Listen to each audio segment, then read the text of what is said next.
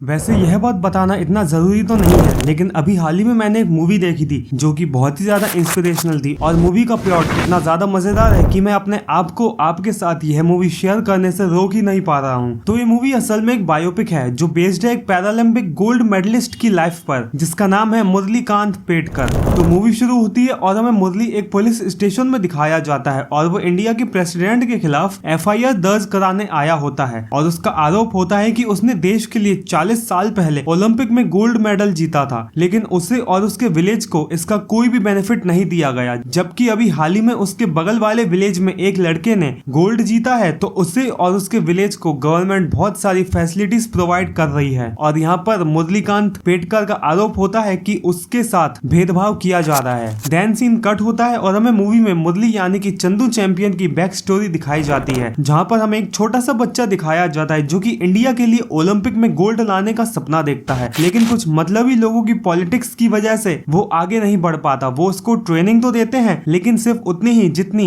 Village के level तक लड़ने के लिए काफी है। लेकिन एक दिन उसकी मुलाकात कार्नेल से होती है जो उसे सजेस्ट करता है कि अगर तुम सच में ओलंपिक में जाना चाहते हो तो तुम्हें आर्मी ज्वाइन करना चाहिए, वहां पर तुम्हें पूरी फैसिलिटीज के साथ साथ अच्छी खासी ट्रेनिंग भी दी जाएगी। देन चंदू यानी कि मुरली आर्मी ज्वाइन कर लेता है और जब चंदू अपने एक सीनियर को अपना ओलंपिक का एम बताता है तो इनिशियली तो उसका सीनियर उसका मजाक बनाता है, लेकिन जब वो चंदू का जज्बा देखता है तो काफी इंप्रेस हो जाता है और वो उसे टाइगर के पास ले जाता है। और यहाँ पर भी चंदू के साथ वही होता है जो आज तक होता आया था, उसे कोई भी सीरियसली नहीं लेता और टाइगर चंदू से कहता है कि अगर तुम मुझसे ट्रेनिंग पाना चाहते हो तो सबसे पहले तुम्हें एक टेस्ट पास करना होगा और तुम्हें कम से कम इस बॉक्सर को एक पंच मारना होगा। देन चंदू को रिंग में उतारा जाता है और उसका अपोनेंट बॉक्सर भी उतारा जाता है और सरप्राइजिंगली चंदू उसको एक पंच तो मार ही देता है और ये देखकर टाइगर बहुत ज्यादा इंप्रेस हो जाता है और वो उसको ट्रेनिंग देने के लिए भी रेडी हो जाता है। देन महीनों की कड़ी ट्रेनिंग के बाद चंदू टोक्यो में होने वाले इंटरनेशनल स्पोर्ट्स मीट के लिए रेडी हो चुका होता है और वो टोक्यो के स्पोर्ट्स मीट में हिस्सा लेता है और फाइनल तक भी पहुंचता है, लेकिन एक लड़की नैनतारा के चक्कर में पड़ जाने की वजह से वो फाइनल में हार जाता है, क्योंकि गेम के दौरान वो बार बार उस लड़की को देख रहा होता है, जिसकी वजह से अपोनेंट बॉक्सर उसको इतना कूटता है कि वो 2 दिन तक आंखें तक नहीं खोल पाता।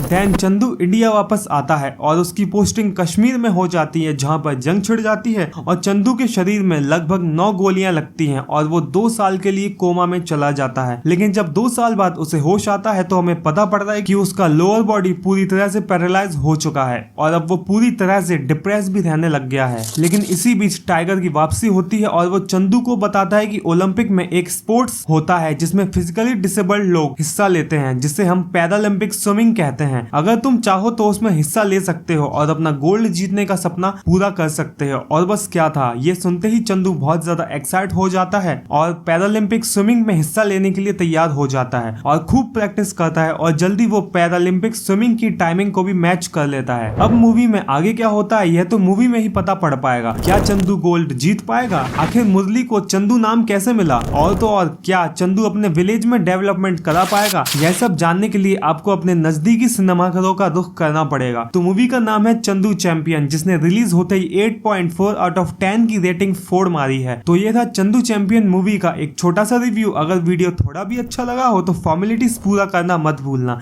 And thanks for the watching this video.